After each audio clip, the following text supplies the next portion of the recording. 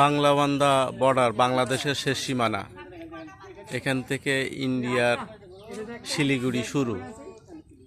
যে ট্রাকগুলো লাইন দিয়ে রাখা হয়েছে এগুলি বেশিরভাগই ভারতীয় ট্রাক। কিছু কিছু ট্রাক আছে নেপালের, কিছু কিছু ট্রাক আছে ভুটানের।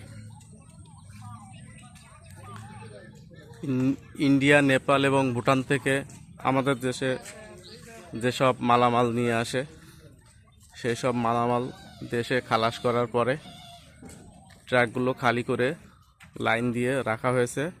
এখন বাজে সকাল 8টা। 9টার সময় কাস্টমসের অফিস খুলবে। কাস্টমসের অফিস খোলার পরে ট্রাকগুলি আবার বন্দর ত্যাগ করে ভারতের উদ্দেশ্যে, নেপালের উদ্দেশ্যে এবং ভুটানের উদ্দেশ্যে চলে যাবে। ট্রাকগুলিতে বেশিরভাগই হলো পাথর নিয়ে আসে নেপাল থেকে। নেপাল থেকে বড় বড় পাথর আসে। ওই পাথরগুলি এখানে ভেঙে ছোট করা হয়। ছোট করার পরে মেশিনে দেওয়া হয়। মেশিনে দিয়ে এটা ব্যবহার উপযোগী করা হয়। এই পাথরগুলি বেশিরভাগই নেপালের পাহাড় থেকে আসে। ইন্ডিয়া থেকেও পাথর আসে, অন্যান্য সামগ্রীও আসে। রপ্তানি সামগ্রী ইন্ডিয়া যেগুলি আমাদের দেশে রপ্তানি করে সেই সব পণ্যগুলি আসে এই ট্রাকে করে। এটা বাংলাবান্ধা স্থলবন্দর, পঞ্চগড় জেলার একবারে শেষ সীমানা। আমরা তেঁতুলিয়া থেকে সকাল 7টায় রওনা করছিলাম। এখানে আসতে আমাদের আধা ঘন্টা লাগছে।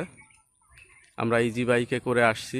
আমার সাথে আরেকজন আছে, বাবুল ভাই, বাড়ি রংপুর। মোটামুটি আমরা স্থলবন্দরে এখন অবস্থান করতেছি, বাংলাবান্ধা স্থলবন্দরে। বিজিবির সাথে কথা বললাম। বিজিবি বলল একটু অপেক্ষা করেন, 0 পয়েন্টে যেতে পারবেন।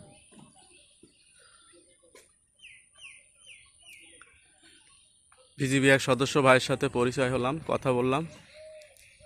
উনি বললেন যে আপনি একটু অপেক্ষা করেন, আমি আপনাকে 0 পয়েন্টে যাওয়ার সুযোগ করে দিব। এ হলো কথা।